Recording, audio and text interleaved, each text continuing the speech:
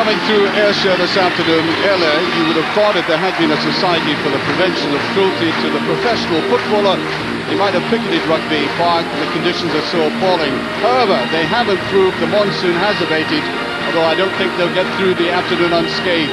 The pitch is soggy but playable, and of course the conditions are the same for both sides. Team selection isn't, though, because St Johnstone are unchanged, and Kilmarnock have two very prominent absentees. Gus McPherson has injured his ankle, and young Stephen Hamilton, former schools international, comes in to take his place. And perhaps even more significantly, Kevin McGowan injured his shoulder in training, and in comes young Chris Innes, the boy he signed from Stennismuir in the summer to make his debut.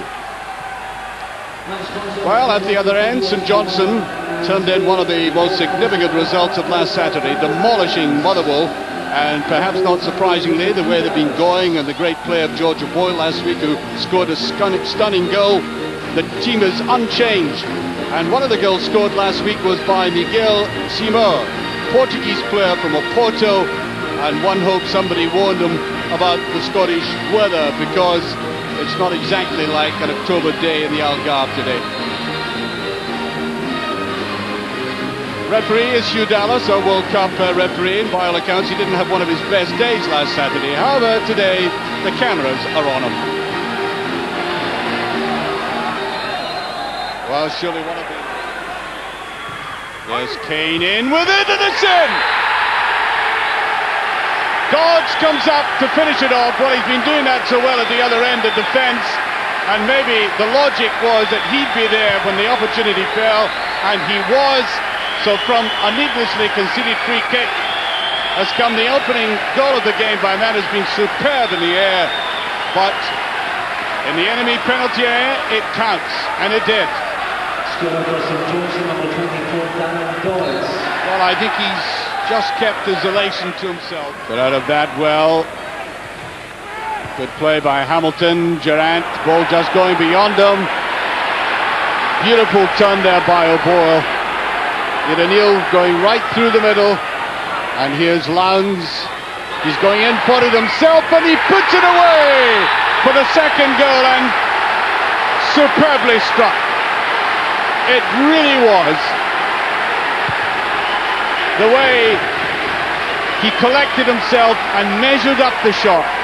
Look at how he angles it away, picks his target well, and he's delighted with that, as well he should be.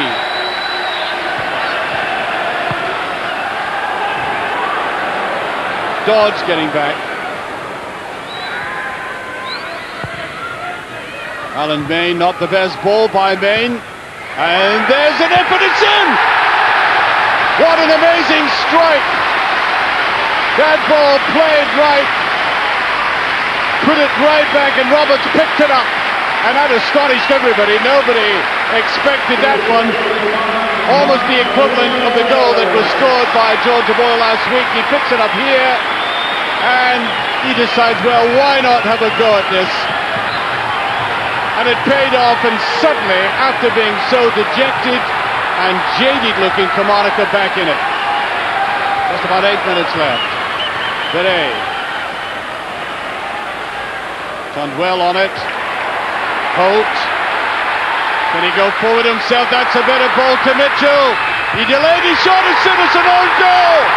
Killie dramatically have equalised. The scorer, Alan Carnahan. It's astonishing. Well, that's football for you. They were outplayed for most of the second half. Then to get that, as I said, bolt from the blue goal by Roberts, and now, after pressure that we haven't seen in the game from Kilmarnock up till this point, that very fortunate own goal, it's now 2-0.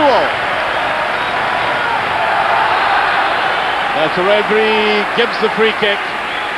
It's getting very close to the final whistle, though.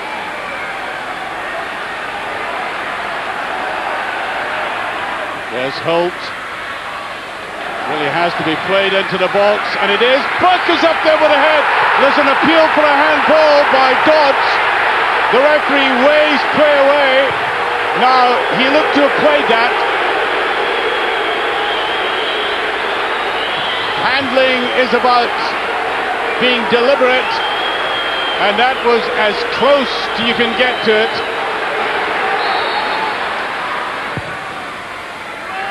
Try to dip it in there. It's going to end thanklessly, though, as the final whistle goes. Well, it's ended on a controversial note with the Killie players sure they were denied a penalty kick. Although, to be perfectly honest with you, I don't think Killie deserved to win this game. But at the end of the day, the points are shared.